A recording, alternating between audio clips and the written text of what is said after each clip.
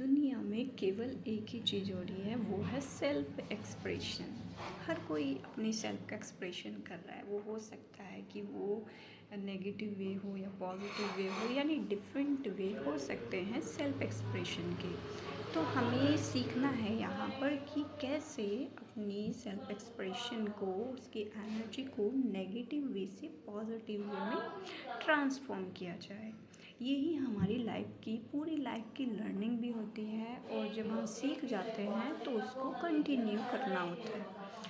तो जैसे प्रकृति के 3 गुण होते हैं, सत्व, रजस एंड तमस। तो जो तमस वाले जो गुण हैं वो सबसे लोअर वाइब्रेशन वाले गुण होते हैं, लोअर वाइब्रेशन की चीज़ें होती हैं, या हम ये कह सकते हैं एनर्जीज होती हैं। उसी को जब हम पहले तमस से रजस में लेके आते हैं, यानी मीडियम लेवल होता है वो वाइब्रेशन का, एंड फिर लेके आते हैं हाई लेवल, यानी जो सात्विक चीज़ें होती हैं।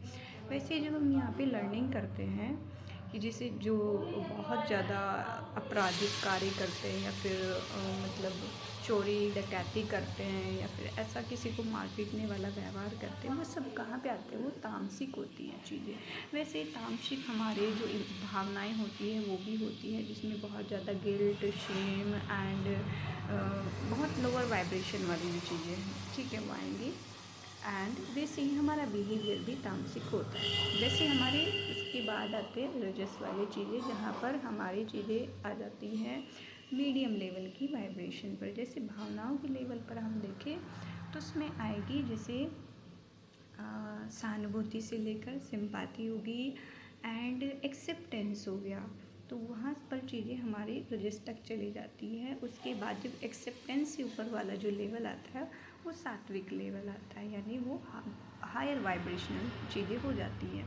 तो वैसे हमारे बिहेवियर भी होता है। हमारी पूरी लाइफ की लर्निंग यही होती है कि कैसे हम इस सेल्फ एक्सप्रेशन को लोअर वाइब्रेशन से लेकर हाई वाइब्रेशन में ट्रांसफॉर्म करें। तो जैसे हम ये सीख जाते हैं, हमारी लाइफ की सबसे बड़ी जो लर्निंग होती है वो कंप्लीट